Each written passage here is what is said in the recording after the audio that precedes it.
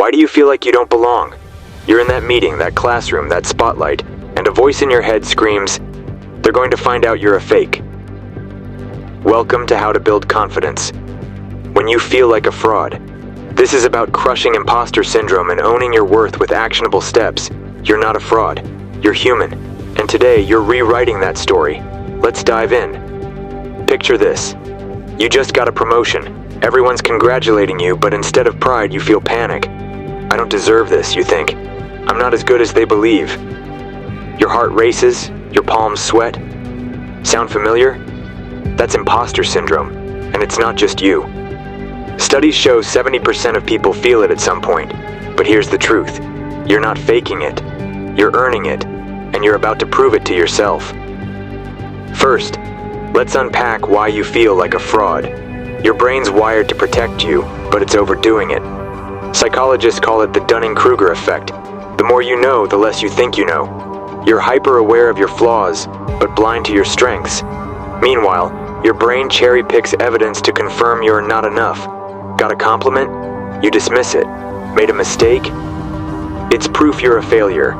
This is called confirmation bias, and it's lying to you. Then there's comparison. You're scrolling X, seeing polished lives, perfect pitches, people who seem to have it all together. Your brain buys the highlight reel, forgetting everyone's got their own mess. Impostor syndrome thrives in that gap between your reality and their facade. But you're not here to play small. You're here to own your space. So let's build that confidence, step by step. Step 1. Name the lie. Impostor syndrome feels real, but it's a distortion. Call it out. When that voice says, "You're not good enough," talk back. Write down what it's telling you. "I don't belong here. I'm fooling everyone."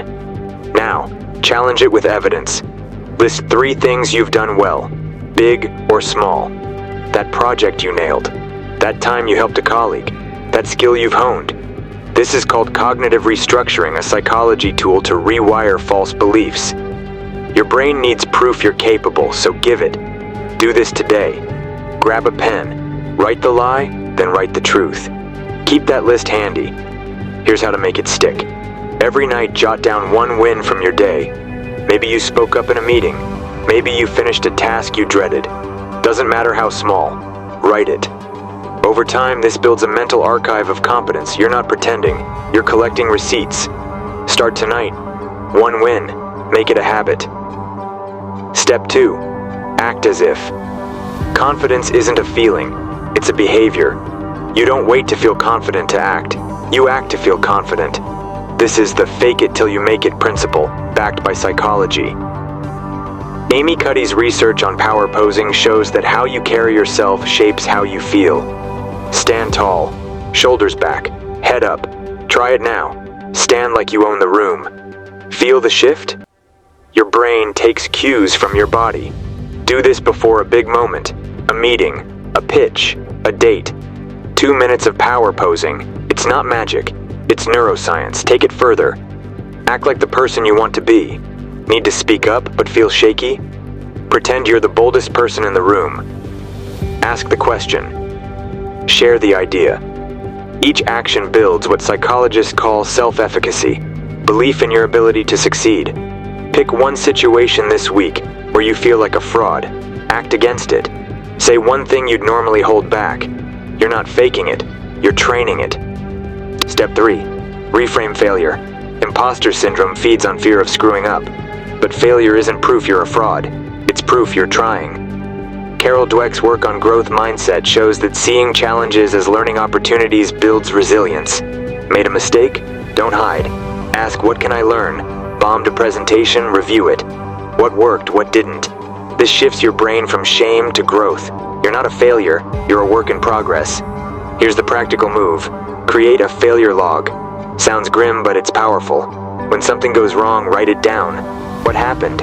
What did you learn? How will you improve? For example, I flubbed a client pitch once, felt like a fraud for days, but I logged it, rushed my prep, didn't practice enough. Next time I rehearsed twice, nailed it. That log turned my fear into fuel. Start yours this week. 1 entry. Turn a flop into a lesson. Step 4. Seek feedback, but choose wisely. Impostor syndrome makes you dodge feedback. You're scared it'll confirm your fears. Flip that. Ask for specific, constructive input from people you trust. Not vague praise, but actionable insights. What's one thing I did well in that project? One thing I can improve? This is called deliberate practice, and it's how experts grow. Feedback grounds you in reality, not your brain's warped narrative. Who's one person you trust? Ask them this week. Be specific. Write down their response. It's evidence you're growing. One warning: avoid toxic critics.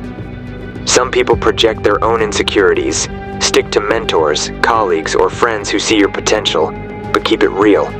Your brain's already hard on you. Don't let naysayers pile on. Curate your circle. Who lifts you up? Lean on them. Step 5. Own your story. Impostor syndrome makes you feel like your success is luck or a fluke. It's not. You're here because you worked, learned, showed up. Map your journey. Write down 3 moments where you overcame something hard. A job you landed, a skill you mastered, a fear you faced. This is narrative psychology, crafting a story that empowers you. You're not an imposter, you're a fighter. Read that story when doubt creeps in. Add to it monthly. It's your armor. Here's the harsh truth. Feeling like a fraud isn't a sign you're failing, it's a sign you're pushing your limits.